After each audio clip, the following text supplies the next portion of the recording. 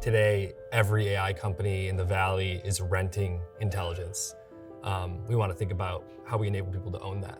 So first of all, AI as it is, very large, cloud-based transformer models where your data goes to the model.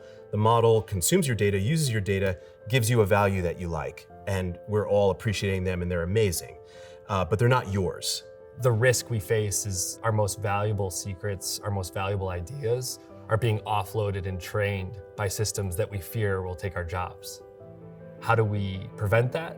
We need to localize AI. If we're going to create something that is as unique as civilization itself, then it has to be something that can be personalized. It has to be something that can interact with individuals and reflect their societal values, their individual values, their family values. Companies need to focus and individuals need to focus on the data that's not on the internet, that they own. That's the most valuable data in the story of intelligence. When you think about that, you're talking about expert knowledge, expert documents, things that are not digitized, human experience, and maybe more importantly, human interactions. That's why webAI exists, is how do you enable individuals and companies to leverage this intelligence that they have and possess that doesn't exist on the internet. The edge of a large intelligence delivery system is you, in your company, with your team, and your mission. It's using power that's local, it's using data that's local, and compute that's local, rather than cheating all three of those out somewhere to a large data center. They can be deployed in labs, and they can be entirely offline. Practically speaking, it looks like a workforce that's AI enabled. At webAI, the bet that we're making is that AI is going to increase in power when it interacts with other AI. In our case, what we do is build a peer-to-peer network in a company or any other organization that wants an AI factory. That peer-to-peer network has model interaction that is completely unique to that organization.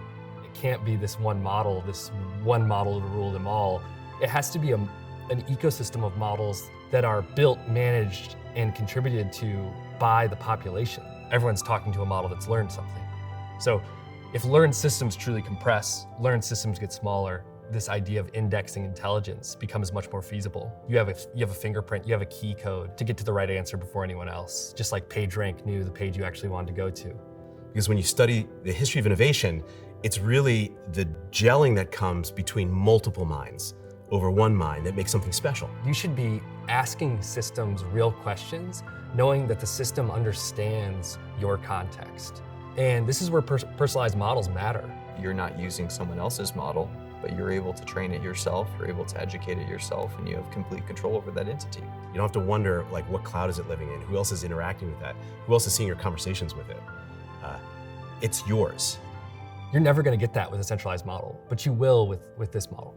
So while we're going to be working on superintelligence, what we're really building is a world where people can feel superhuman because they're operating with a really powerful form of AI as a sidecar to their own expertise. The most compelling thing about AI should not be that it just makes you efficient. It should be that it creates opportunities that didn't exist.